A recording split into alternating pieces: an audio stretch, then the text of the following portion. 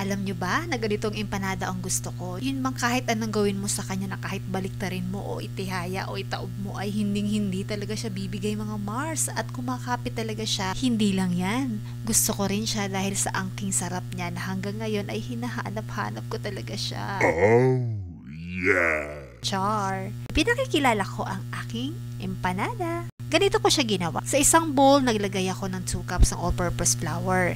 Pwede ring soft flour or third class. 1 teaspoon salt, 1 teaspoon to 1 tablespoon sugar. Mag-add na lang kayo kung gusto nyo na medyo matamis-tamis ang crust nyo. And then 1/2 cup or 100 grams ng lard or shortening.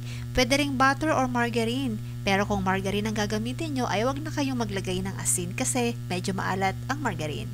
Mix lang natin ito hanggang sa makoat ng lard ang flour. Kung sa tingin nyo ay nakoat na lahat ng lard ang flour, ay mag-add na tayo ng 1/2 cup ng tubig. Tapos, haluin lang natin ito. At syempre, mas maganda talaga pag kinamay. Oh no! Para ramdam mo ang texture ng kinakamay mo. Gawin lang natin ito hanggang sa lumabas. Ang hinahanap nating magandang dough, hindi kailangang init or masahin. Tapos, sit aside muna natin ito kahit mga 5 to 10 minutes para medyo lumambot pa siya. So, habang nakarest ang dough natin ay gawa naman tayo ng palaman. Naghiwa lang ako ng 1 pack ng cooked sweet ham.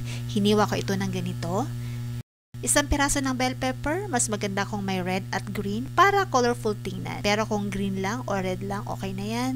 Tapos, mga 1/4 bar ng cheese or queso at hiniwa ko din siya ng ganito.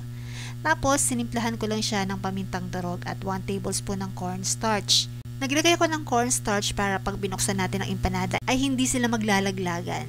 Pero kung wala kayong cornstarch, pwede rin kayo maglagay ng mayonnaise. Di na ako naglagay ng asukal kasi matamis na ang ham at di na rin ako naglagay ng asin kasi maalat na ang keso. Pero pwede kayo mag-add ng sugar kung bet nyo na mas matamis ang palaman ng empanada nyo. So haluin lang natin ito hanggang sa matunaw ang cornstarch at syempre hindi na natin ito lulutuin. So, balikan na natin ang crust dough na ginawa natin kanina. So, ayan, medyo lumambot na siya at maganda na itong i-form na crust kasi medyo elastic na siya. So, i-roll ko lang siya ng ganito para madali lang putulin at tansyahin. Pero kung pang negosyong empanada ang gagawin nyo, ay timbangin nyo isa-isa para pare-parehas ang laki ng empanada nyo. So, gagawa na ako ng mga crust na kasya sa gagamitin nating molder para mamaya dire-diretso na lang ang pagpapalaman natin. At heto nga, nagawa ko na lahat. Magpapalaman na tayo. Sa pagpapalaman ay huwag masyado madami ang paglagay kasi baka pumutok ang empanada nyo. Sakto lang, huwag namang konti. Baka di na bumalik ang mga suki nyo. Di na ako gumamit ng tubig or itlog na pampadulas. Oh, yes. I mean, pang seal kasi magsasara naman siya kahit walang pangbasa. Tapos, takpan nyo na. Kusa pong mapuputol ang sobra niyan at huwag itatapon ang retaso kasi pagsasama-samahin uli natin yan para makabuo uli tayo ng crust. So, yan ang kinaganda pag may empanada molder, mas madali po ang trabaho. So, kung wala naman kayong molder, mano-mano na lang. Mas okay naman kung mano-mano, diba? So, ganito lang ang gagawin natin.